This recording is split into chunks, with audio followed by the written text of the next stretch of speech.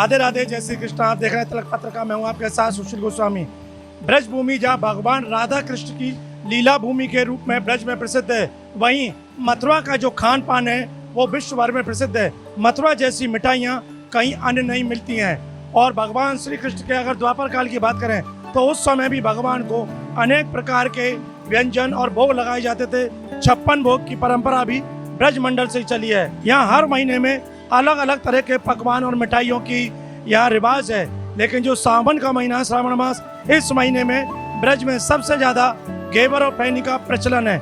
आप देख रहे हैं मथुरा में इस वक्त हम सबसे बड़े घेवर फैनी के कारखाने फैक्ट्री पर हैं। आप यहाँ देख रहे हैं, यहाँ सैकड़ों की संख्या में कारीगर लगे हुए हैं और घेवर तैयार कर रहे हैं। लेकिन इसके शुरुआत कहाँ से होती है, आइए हम आपको वो दिखाएं कि घेवर बनाने में सबसे पहले इसमें क्या मटेरियल लगाया जाता है और कैसे इसका बेस तैयार किया जाता है। आइए दिखाते हैं कि किस तरह से ये जो घेवर बनाने के लिए इसका फैन तैयार किया जाता है। आप देख रहे हैं ये कारीगर यहाँ लगे हुए हैं और इसको पूरा तैयार कर रहे हैं। फिर इसी के बाद इसका घोल बनाया जाता है और इस घोल से घेवर तैयार होता है। ये क्या चीज़ है, आइए इनसे जानते हैं। क्या नाम है आपका? ऊधम सिंह। ऊधम सिंह, ये जो आप तैयार कर रहे हो ये क्या चीज़ है? ये घी है। घी है, लेकिन ये घी इतना गाढ़ा कैसे हो गया? बर्फ से। बर्फ मिला के, ठंडी बर्फ और ठंडी बर्फ उसको फेंटता है, उसको फेंट के बनाते हैं। हाँ देखो ये मैदा है। हाँ, ये तो मैदा, घी और बर्फ मिला के इसको आप फेंटते हैं।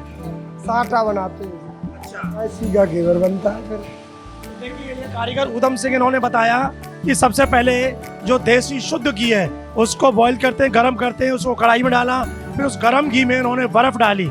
बर्फ ठंडी होती है और घी गर्म है, उसको धीरे धीरे करके वो फिर वो जमता गया, आपने देखा गाढ़ा हो गया। फिर इसी में उन्होंने मैदा मिलाई, उसको बराबर फेंट रहे और फेंटने के बाद इसका इन्होंने घोल तैयार किया।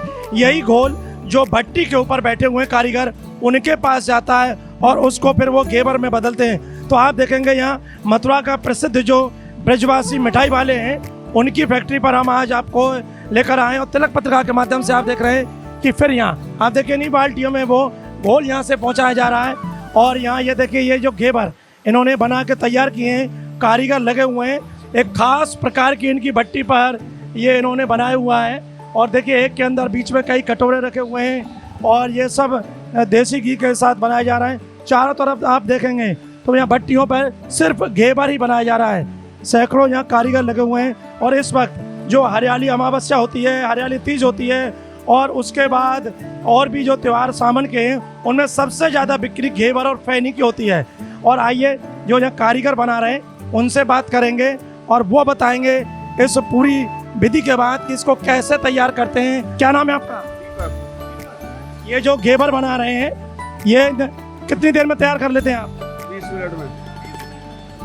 और इसमें क्या क्या सामान डाला जाता है? घी, मैदा, पानी। और ये जो फैन तैयार हो रहा है वो आपके पास यहाँ आता है? हाँ जी। कितने घंटे काम कर रहे हो आप यहाँ? 10-12 घंटे। कितने घेवर बना देते हैं आप? 10-12 किलो मैदा की। देखिए हमने एक कारीगर से बात कराई है, उन्होंने बताया कि 10-15 मिनट का प्रोसेस लगता है। और अगर एक कढ़ाई की बात करें तो इसमें 9 इनके कटोरे हैं, तो 9 घेवर एक बार में 10-15 मिनट में तैयार होते हैं।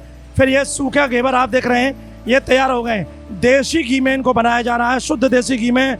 उसके बाद जब ये पहुंचते हैं दूसरी जगह पर फिर इन पर मलाई डाली जाती है और मेवा आदि इसको सजा दिया जाता है। जो ब्रज का प्रसिद्ध मलाई घेवर है उसको तैयार करने की पूरी विधि देखी आपने कि किस तरह से इसकी चाप तैयार की जाती है। उसमें सबसे पहले देसी घी, फिर बर्फ, फिर मैदा, और आप देख रहे हैं उसका फिर घोल तैयार हो जाता है। उस घोल को फिर ये धीरे धीरे करके इन कटोरे में बहुत थोड़ा थोड़ा करके डालते हैं और उसी के बाद एकदम इतना हल्का और जालीनुमा बनता है। इसके बनाने की एक विशेष कला है, विधि है, जो केवल जो कारीगर यहाँ काम कर रहे हैं वर्षों से वही इसको करते हैं। और मथुरा का सबसे बड़ा जो कारखाना है मिठाई का, ब्रजवासी मिठाई वाला, पूरे भारत और नहीं विश्व में प्रसिद्ध है। बाहर के श्रद्धालु आते हैं तो यहाँ से खासकर ब्रजवासी की मिठाई लेकर जाते हैं। सबसे बड़ी बात है कि यहाँ साफ सफाई का बहुत ध्यान दिया जा रहा है, क्यों ये भोग भगवान के प्रसाद में जाता है। क्योंकि कोई भी चीज़ भगवान के प्रसाद में जब जाती है तो उसका बड़ा ध्यान दिया जाता है। आप देखिए ये कारीगर बैठे हुए हैं, उनके भी जो इनके मालिक उन्होंने पूरा इंतजाम किया है गर्मी से बचने के लिए। हर एक कारीगर के पीछे पंखे लगा रखे हैं खुला हॉल है जिससे कि गर्मी ना हो, कोई तकलीफ ना हो, और तभी ये इतनी मेहनत के बाद ये बनकर तैयार हो रहा है। फिर यहाँ से मार्केट में जो शॉप है उन पर पहुँचता है और वहाँ से फिर ये आपके घर पहुँचेगा, भगवान के मंदिर में प्रसाद के लिए पहुँचेगा। और ब्रज में एक परंपरा है कि जिनकी नई नई शादी होती है तो वो अपनी ससुराल में जाते हैं, जिसको ब्रज में पूरा खाना बोलते हैं। तो वो फिर अपनी ससुराल में घेवर ले जाते हैं, फैनी ले जाते हैं, फल ले जाते हैं, खिलौने ले जाते हैं और वो अपनी ससुराल जाते हैं। तो ये जो पूरा खाने की परंपरा है उसमें सबसे ज़्यादा घेवर फैनी की बिक्री होती है। और यहाँ के देखिए कारीगर हैं, इनसे ही पूछे क्या नाम है आपका? फ्रेश। ये काम कब से कर रहे हो आप, कितने वर्षों से? मेरे इस टाइम 60 साल की उम्र है, 20 साल से काम किया है मैंने। यानी 40 वर्ष से लगातार कर रहे हैं। जी हाँ जी। किससे सीखा घेवर बना? किससे? आपके गुरु से सीखा था मैंने। जी हाँ। तो आप इसमें अब एक मजे हुए कारीगर बन गए। जी हाँ। और क्या क्या खास चीज़ होती है इस घेवर को बनाने में, क्या ध्यान रखना पड़ता है? सबसे पहले इसकी मल्ली लगाई जाती है। जी हाँ।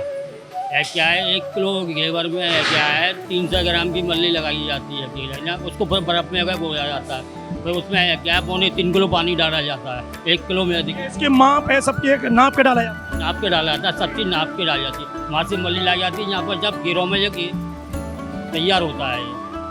और इसको सेकने में कम से कम आपको 30 मिनट लगती है एक घेरे में सेकने में आपको। और एक घेरे में 9 एक घेरे में 9 होते हैं, किसी में 8 होते हैं, किसी में 10 होते हैं। मतलब आपको मतलब सिकाई करते हैं, इसको क्या बोलते हैं? इसको तई बोलते हैं इसको। जी हाँ। ये स्पेशल घेवर के लिए होती है। स्पेशल घेवर के लिए होती है ये।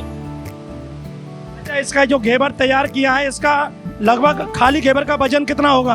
ऐसा होगा करीब 1.25 से 150 ग्राम के अंतर्गत होगा खाली घेवर का वजन। फिर मलाई चढ़ाएगी तो वजन बढ़ेगा। हाँ, उसका वजन बढ़ेगा। आपको ऐसा बैठेगा 4 से 500 के बीचों की बैठेगा एक पीस का वजन।